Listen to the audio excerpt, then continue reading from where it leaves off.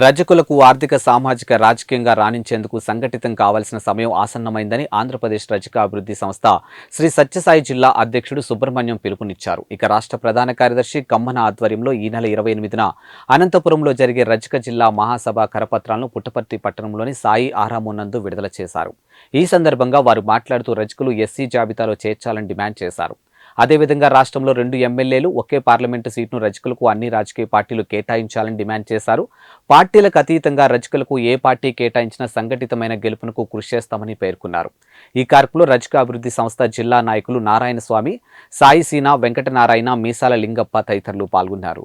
జరిగే రజక మహాసభకు సంబంధించిన కరపత్రాలను విడుదల చేయడం జరిగింది. మహాసభ ముఖ్య ఉద్దేశం రజకులను గత 40-45 సంవత్సరాలుగా ఎస్సీల జాబితాలో చేర్చాలని చెప్పేసి పోరాటాలు చేస్తూ ఉన్నాం.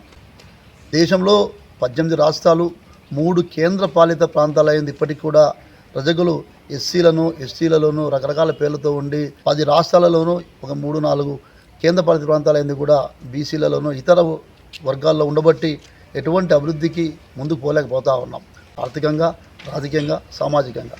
అందువలన గత 40 సంవత్సరాలుగా మా స్వర్గీయ అంజయ్య గారి నాయకత్వంలో మేము పనిచేస్తూ ఉన్నాం. ఇప్పటికి కూడా అందరు నాయకులు కలిసి విజ్ఞప్తి చేస్తూ ఉన్నాం.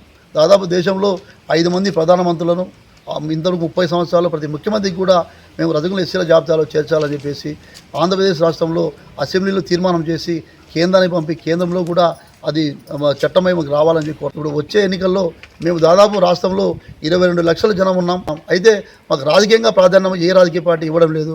2 ఎమ్మెల్యేలు ఒక ఎంపీ సీటు ఇవ్వాలని కూడా ఈ సందర్భంగా మేము డిమాండ్ చేస్తూ ఉన్నాం. 28వ తారీఖు జరిగే సమావేశంలో వేలాది మందిగా అనంతపురం జిల్లాకు రజకులంతా తరలి రావాలని చెప్పేసి ఆ మహాసభను మనం విజయవంతం చేయాలని చెప్పి రజక అభివృద్ధి సంస్థ కమ్మనన్న ఆధ్వర్యంలో మన అనంతపురం జిల్లాలో ఈ నెల 28న మహాసభ ఏర్పాటు చేయడం జరిగింది. సత్యసాయి జిల్లా వ్యాప్తంగా రజకులందరూ కుటుంబాలు కదిలి రావాలి. ఎందుకంటే మన డిమాండ్లు ఈ టైంలో అయితేనే వాళ్ళు ఆలకిస్తారు, లేదంటే మనల్ని పట్టించుకోరు. ఓన్లీ ఒక ఓటర్గానే చూస్తారు. కానీ ఏ విధమైన రజకులకు ఇంతవరకు ఒక దోబీ గార్డులు కానీ ఇంతకుముందు ఎప్పుడు కట్టిన ఉన్నా కానీ ఇంతవరకు దోబీ గార్డులు కానీ ఏదైనా ఒక లోన్లు కానీ ఎటువంటి పరిస్థితులు లేదంటే ఒక జాబులు కానీ ఏది కానీ ఇంతవరకు ఏ ప్రభుత్వాలు పట్టించుకున్న పాపం లేవు. అందుకు కావున సత్యసాయి జిల్లా వ్యాప్తంగా రజక సోదరులందరూ వచ్చి ఆ సభ జయప్రదం చేయాలని కోరుచున్నా.